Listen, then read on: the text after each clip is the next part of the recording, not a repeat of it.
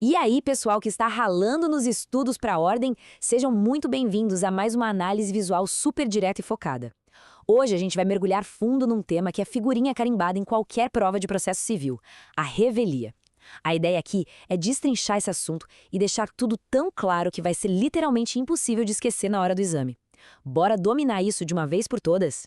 Bom, para começar a nossa conversa, a gente precisa bater de frente com aquele ditado popular super famoso. Sabe aquela história de que quem cala consente? Pois é. Será que no rigor do nosso processo civil, o silêncio do réu significa mesmo uma concordância absoluta com tudo que o autor disse? É exatamente esse questionamento que prepara o terreno para a gente entender o que rola quando um réu resolve, seja por pura estratégia ou só por um baita descuido, ignorar um processo judicial movido contra ele. E é aí que a gente chega na definição que é a base de tudo. A revelia, que está disciplinada lá nos artigos 344 a 346 do Código de Processo Civil, no fim das contas é uma situação de fato. É simplesmente a ausência de resposta, tá? Funciona assim. A ação foi ajuizada, o réu foi citado validamente e o relógio começou a correr. A revelia é pura e simplesmente a não apresentação da contestação dentro daquele prazo legal. Ou seja, a pessoa comeu mosca e perdeu o prazo, ou simplesmente escolheu não apresentar a defesa.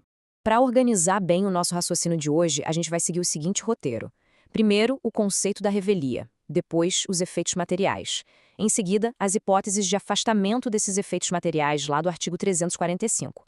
Passamos para os efeitos processuais e, fechando o pacote, o julgamento antecipado do mérito. Esse é o nosso mapa mental para esse estudo. Começando pela seção 1, o conceito de revelia. Vamos dar uma olhada no caminho cronológico exato que joga o réu nessa situação tão específica.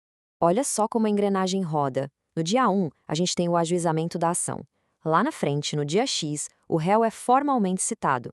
É aqui que se garante o contraditório, né? O direito de ser ouvido. A partir daí, o relógio dispara com o prazo legal, que via de regra de 15 dias. Quando chega o 15º dia e nada de contestação, pronto. No dia 16, o estado de revelia se instaura. Lembrando sempre que se defender não é uma obrigação, é um ônus, uma faculdade da parte. Se o réu cruza os braços, o processo simplesmente continua andando.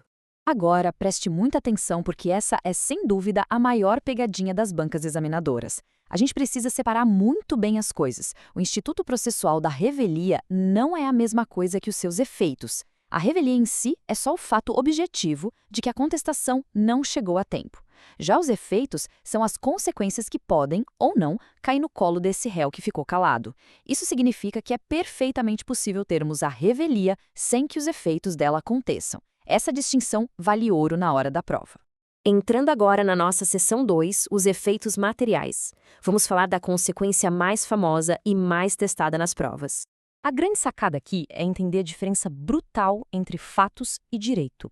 O principal efeito material da revelia é a tal da presunção de veracidade. Mas muito cuidado. Essa presunção cai única e exclusivamente sobre os fatos que o autor narrou lá na petição inicial. Não recai de jeito nenhum sobre a matéria jurídica. O fato de o réu não ter se mexido não transforma a tese jurídica do autor numa verdade absoluta do dia para a noite. E sabe por que o direito não se presume verdadeiro?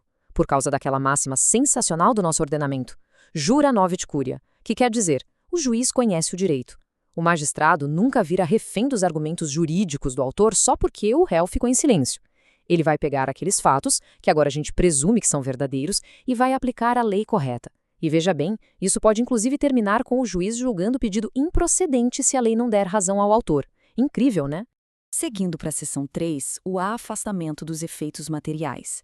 Esse é o momento plot twist do artigo 345, onde a presunção de veracidade encontra os seus limites absolutos.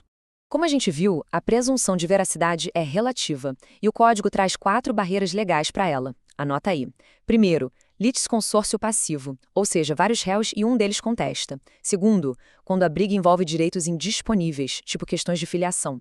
Terceiro, se a petição inicial não vier com documento público que a lei exige como prova essencial. E quarto, quando as alegações do autor forem completamente inverossímeis ou baterem de frente com as provas anexadas. Tem que ter essa lista na ponta da língua. Para isso ficar bem concreto, imagina a seguinte situação de responsabilidade civil. Um acidente de trânsito. O autor processa o motorista e o dono do carro. Aí, o dono do carro perde o prazo e vira réu. Só que o motorista vai lá e apresenta uma contestação super robusta, negando tudo. O que acontece? Essa contestação do motorista salva a pele do dono do carro. O silêncio dele não vai fazer o juiz presumir que o autor estava certo sobre a dinâmica da batida, justamente porque um dos réus foi lá e impugnou a história. Agora, um outro exemplo prático para ilustrar a quarta exceção. Imagina que o autor pede um divórcio dizendo que já está separado de fato há mais de 2 anos.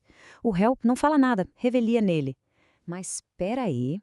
O próprio autor juntou no processo a fatura do cartão e a conta de luz, provando que os dois moravam juntos e dividiam as contas até o mês passado.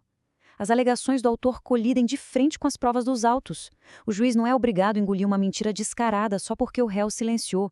Nesse caso, o efeito material é afastado na hora. Avançando para a seção 4, os efeitos processuais e a contagem dos prazos. Deixando a verdade dos fatos um pouco de lado, como é que o sistema lida com o réu revel nas próximas notificações? Esse é o grande efeito processual da revelia, a questão das intimações futuras. E nós temos duas rotas bem diferentes aqui. Se o réu revel abandonou o barco de vez e não tem advogado no processo, os prazos começam a correr contra ele logo que as decisões são publicadas no Diário Oficial. Ninguém vai procurar por ele. Agora, e se o réu comeu mosca no prazo da contestação, mas acordou para a vida e constituiu um advogado logo depois? Aí o jogo muda. O processo volta a rodar normalmente na questão da comunicação. O advogado dele vai ser regularmente intimado de todos os atos dali para frente. Chegamos à nossa quinta e última sessão, o julgamento antecipado do mérito. É aqui que o silêncio do réu pode acionar uma tecla de atalho super poderosa para o processo. Para que o juiz possa pular aquela fase inteira de instrução, que é a fase de ouvir testemunha, pedir perícia e já ir direto para a sentença, a gente precisa de um alinhamento perfeito de 3 fatores. Primeiro, ocorreu a revelia. Segundo, o efeito material bateu e os fatos são presumidos verdadeiros, ou seja, não caímos em nenhuma daquelas exceções do artigo 345. E terceiro, o réu revel não se manifestou a tempo pedindo para produzir provas. Se der esse match triplo, o juiz acelera tudo e julga o mérito com base no que já está nos autos. Mas e se rolar um imprevisto? E se o juiz perceber que a presunção de veracidade não pode ser aplicada porque, por exemplo, a história do autor é absurda? O artigo 346 do CPC resolve isso. Nesse cenário, o juiz simplesmente manda o autor especificar as provas que ele pretende produzir. Não é porque o réu tomou revelia que o autor ganha um passe livre automático, né? Especialmente se os fatos ainda precisam ser comprovados. O dever do judiciário de buscar a verdade não some por mágica. E olha que interessante a garantia fantástica que está lá no artigo 347. Tomar revelia não é uma sentença de morte processual irrevogável. O réu revel pode entrar no processo a qualquer momento, pegando o bonde andando, claro. Só que se ele chega antes da fase de instrução acabar, ele tem todo o direito de produzir provas para rebater as que foram apresentadas pelo autor. O contraditório e a ampla defesa continuam vivos, desde que exercidos a tempo. Para a gente fechar a nossa análise, fica uma reflexão bacana. Será que a velocidade do processo pode alguma vez atropelar a busca pela verdade real? A revelia está aí para punir quem dorme no ponto e fazer a máquina andar eficiente, mas, como a gente viu, ela tem freios fortíssimos quando os direitos indisponíveis, a lógica ou a própria verdade gritam mais alto lá nas provas. Achar esse equilíbrio entre celeridade e justiça é o grande desafio de todo o sistema. E é isso, galera. O AB Descomplicada, ative o sininho para receber novos conteúdos.